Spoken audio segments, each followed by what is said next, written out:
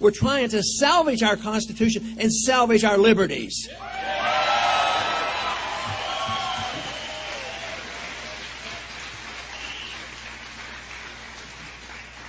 Obviously, too often our foreign policy of the last 30 or 40 years has backfired on us. We get involved, we spend a lot of money, lose a lot of lives, and there are no victories. And then the financial consequences are severe.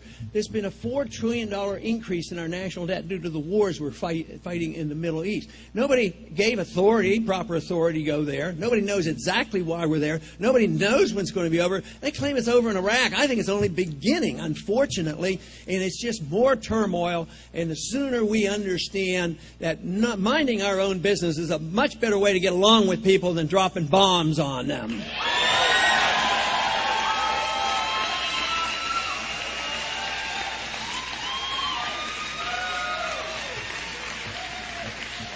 But, you know, another important point in our platform is that of personal liberties. And I am convinced that if you understand personal liberty, if you understand individual liberty, if you understand where liberty comes from, it comes to us in a natural way. It comes to us in a God-given way. If you understand that, you know that you should also have the right to keep the fruits of all your labors.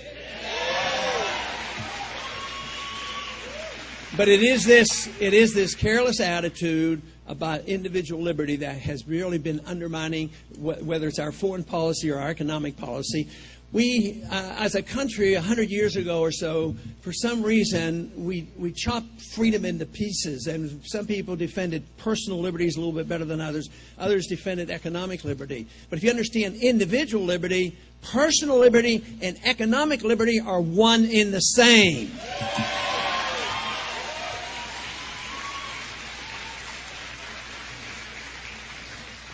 When people are frightened, sometimes they overdo things. And I think a lot of that happened after 9/11. By not understanding the full impact and what was going on after 9/11, tragically it was used as an opportunity for those who had a bill floating around for a decade, and they saw this as an opportunity. And it was a bill that was misnamed, obviously. It was called the PATRIOT Act. It should have never been passed, and it ought to be repealed.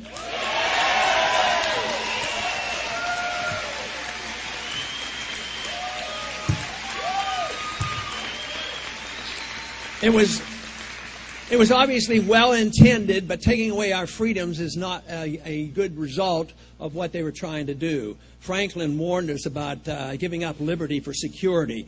And I have come to the firm conviction that we as Americans should never give up any liberty on the pretense that we're going to have more security.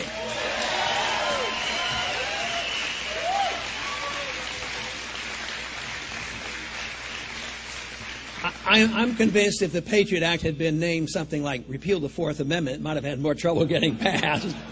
But I was sitting beside another congressman when we were passing that bill, and we only had an hour or two to look at that final version, and he was voting for it, and guess what? I was voting against it. And I said to him, why are you voting for this? I said, have you read it? No. I said, there's a lot of bad stuff in here. He says, I know. I said, well, why are you voting for it? He says, well, how can I go back to my district? After 9/11, the people want us to do something. I can't go back and explain it to them. I said, but that is your job, to go back home and explain it to them.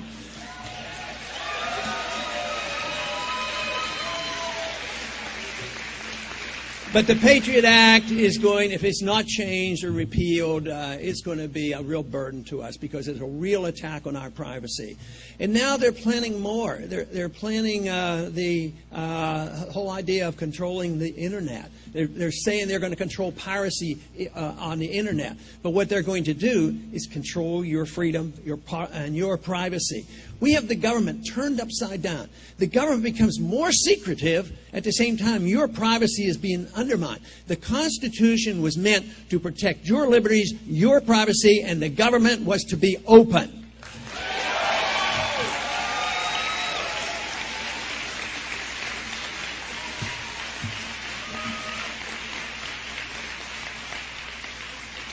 Approximately a year ago, a member of the Obama administration came to a Senate committee and announced that policies had been changed.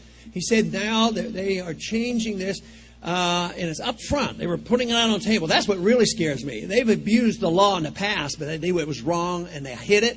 Today, it's too much up front. He said, we are now have an established policy that we can assassinate American citizens. That is bad news. So they practiced it. They did it on 3 times, and they've established this as a precedent. So that is a dictatorship when 1 or 2 people in the whole United States can dictate and decide he's a bad guy, he needs assassinated because we can't try him. No charges, nothing official. So it is especially important that you try the bad guys, because if you don't try the bad guys, it really undermines our liberties. We have done this. Just think after World War II, the Nazi criminals were tried at Nuremberg. Even Adolf Eichmann, when he was captured, he was tried, given a trial, and then properly executed by the Israelis. So why are we getting so afraid of capturing people and arresting them and giving them a proper rights? But no, they've gone one step further. Here, 2 weeks ago, they passed this very, very ornery National Defense Authorization Act.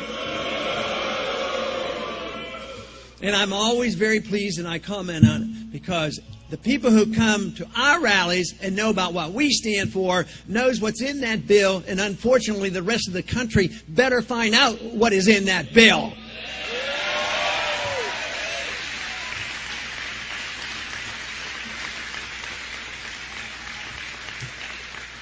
But that bill essentially says that any American citizen now can be arrested. Not by their local police, not by the FBI, not by some other group, but by the military. This is military law. The military can come in and arrest an American citizen and put in prison indefinitely and denied a lawyer. That has to be reversed, or we cannot have a republic anymore. So that should be our goal. But personal, really all we have to do is think about liberty, where it comes from. Defend liberty. You will defend the marketplace. You will defend private property. You will defend sound money. You will defend contracts. And you will have the regulations of free markets. Under those conditions, guess what? The rich don't get bailed out, and the people don't get their bad debts dumped on them. You have to live up to the contract and the bankruptcy. So this is the important thing. We have to see the free market, individual liberty, a sound economic, a sound foreign policy. And we have a tremendous opportunity. We are having a tremendous impact. Iowa was a great victory as far as I'm concerned, and I believe that the momentum will continue. I believe this country is ripe. They're frustrated with the leadership of both parties. They never see anything change, but they know darn well that I will stick to my guns if put in that office and protect the Constitution and liberty. Thank you. Thank you.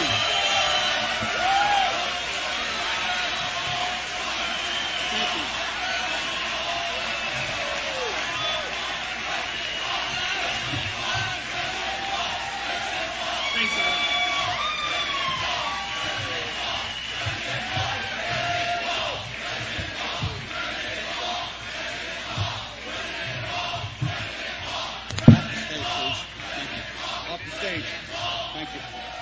Off the stage.